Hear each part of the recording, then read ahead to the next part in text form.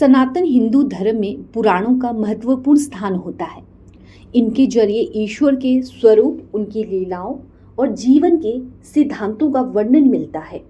हिंदू धर्म में कुल 18 महापुराण हैं, जिसका संकलन महर्षि वेद व्यास द्वारा किया गया है।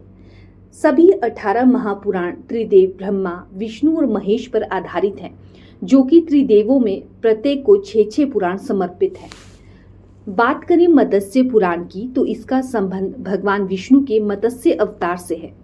मान्यता है कि इस पुराण को सुनने या पढ़ने से भगवान विष्णु की कृपा से कीर्ति और आयु में वृद्धि होती है और व्यक्ति के सभी पाप नष्ट होते हैं। मत्स्य पुराण में 14,000 श्लोक और 291 अध्याय हैं। संसार से बुराई को खत्म करने के लिए भगवान विष्णु ने कई अवतार लिए, जिसमें मत्स्य अवतार भी एक है। इस अवतार को भगवान विष्णु का पहला अवतार माना जाता है। जानते हैं मत्स्य पुराण की कथा और इससे जुड़े महत्व के बारे में। एक बार मनु महाराज कृतमाला नदी में स्नान करने गए। संध्या वंदन करते हुए सूर्य को अर्घ्य दे रहे थे। तभी उनके हाथ में एक छोटी सी मछली आ गई। वो जैसे ही मछली को वापस नदी में छोड़ने जा रहे थे, तभी मछली ने कहा, हे राजन, मुझे यहाँ मत छोड़िए, यहाँ बड़े बड़े जीव जंतु हैं जो मुझे खा जाएंगे। तब मनु महाराज ने मछली को कमंडल में रख लिया और महल ले आए।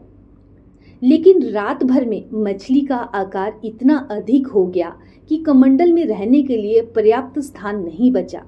इसके बाद मनु महाराज ने मछली को एक बड़े से घड़े में रखा, लेकिन अगले दिन मछली का आकार और बढ़ गया और घड़े में भी स्थान कम पड़ने लगा। तब महाराज ने उसे तालाब में छोड़ दिया, लेकिन मछली इतनी बड़ी हो गई कि तालाब भी कम पड़ गया। अंत में मनु महाराज ने मछली को गंगा जी में छोड़ दिया, जिससे वो समुद्र में चली गई। समुद्र में भी मछली का आकार निरंतर बढ़ रहा था। आखिरकार मनु महाराज ने कहा, प्रभु, मत्स्य रूप में हमें मोहित करने वाले आप कोई साधारण शक्ति तो नहीं हो। आप तो सर्वशक्तिमान, सर्वव्यापी भगवान विष्णु ही हो। आपने मत्स्य का ये रूप क्यों धारण किया, बताने की कृपा करें प्रभु।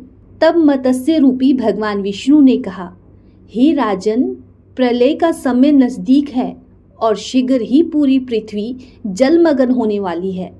आप एक सुदृढ़ नौका बनाकर उसमें रस्सी बनाकर सवार हो जाएं और सप्त ऋषियों के साथ मैं बीज, भूत, औषधि आदि को लेकर मेरी प्रतीक्षा करें। उस महाप्रलय में मैं ही आपके प्राणों की रक्षा करूंगा। तब उस प्रलय काल में मेरे सिंह में अपनी नौका को बांधकर आप सुरक्षित ले जाना और सृष्टि की रचना करना। मनु महाराज ने कहा, भगवान, ये प्रलय कब आएगा और मैं सभी जीवों की रक्षा कैसे करूंगा। मत्स्य के रूप में भगवान विष्णु ने कहा, आज से लेकर 100 वर्ष पृथ्वी पर वर्षा नहीं होगी, जिस कारण भयंकर अकाल आएगा और इस तपे हुए अंगार की वर्षा करने वाली सूर्य की 7 किरणें जीवों का संहार करने में ग्रहण हो जाएंगी। पाताल लोक से ऊपर उठकर संकर्षण के मुख से निकली हुई विष अग्नि और भगवान शिव के तीसरे नेत्र से निकली अग्नि भी तीनों लोकों को भस्म करती हुई भभक उठेगी। इस तरह सारी पृथ्वी जलकर राख का ढेर बन जाएगी। तब संवर्त, भीमनाद, द्रोण, चंड, बलाहक, विद्युपताक और शोण जैसे 7 प्रलय कारक मेघ हैं। ये सभी अग्नि के द्रव से उत्पन्न हुए जल की घोर बारिश करके पृथ्वी को डुबा देंगे।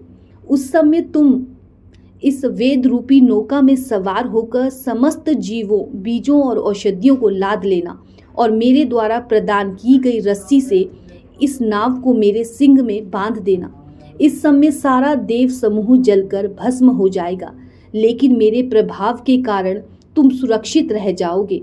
इस प्रलय में तुम्हारे साथ इस नौका में है सोम, सूर्य, चारों लोकों सहित ब्रह्मा, पूर्णतोया, नर्मदा नदी, महर्षि मार्कंडेय, शंकर, चारों वेद पुराण और विश्व यही बचेंगे।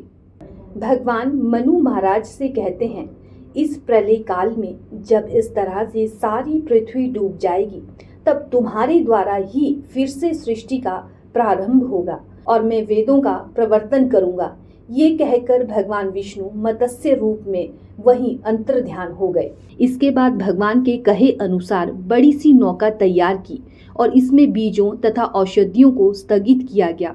सप्त ऋषियों की सहायता से उसे महासागर ले जाया गया। सृष्टि से प्रलय प्रारंभ हो चुका था और धीरे धीरे चारों ओर जल ही जल हो गया। मनु महाराज भगवान के मत्स्य रूप का ध्यान करने लगे और भगवान विष्णु मत्स्य रूप धारण कर प्रकट हो गए। उनके मस्तक पर 2 सींग थे। राजा ने सिंह में रस्सी के द्वारा नौका बांधी। मत्स्य रूप में भगवान विष्णु ने प्रलय के समय नौका को ढोते हुए मनु महाराज की रक्षा की और उसी समय राजा सत्यव्रत और सप्त ऋषियों को धर्म कथा सुनाई। यही धर्म मत्स्य पुराण के नाम से जानी जाती है। प्रलय के अंत होने के समय भगवान ने हयग्रीव असुर को वध कर उससे वेद पुनः वापस लिए और ब्रह्मा जी को सौंप दिए। इस तरह धीरे धीरे जल का प्रभाव कम होने लगा और पृथ्वी दिखने लगी। राजा सत्यव्रत ने जो बीज औषधि रखे थे उससे पूरा संसार भर गया। इसके बाद ब्रह्मा जी ने मानसी सृष्टि की रचना की, लेकिन उस सृष्टि का कोई परिणाम ना देखकर दक्ष प्रजापति मैथुनी सृष्टि से संसार का विकास करते हैं। यही राजा सत्यव्रत 7वें वैवस्वत मनु हुए, जिनका समय आज भी चल रहा है और हम सभी मनु की संतान हैं।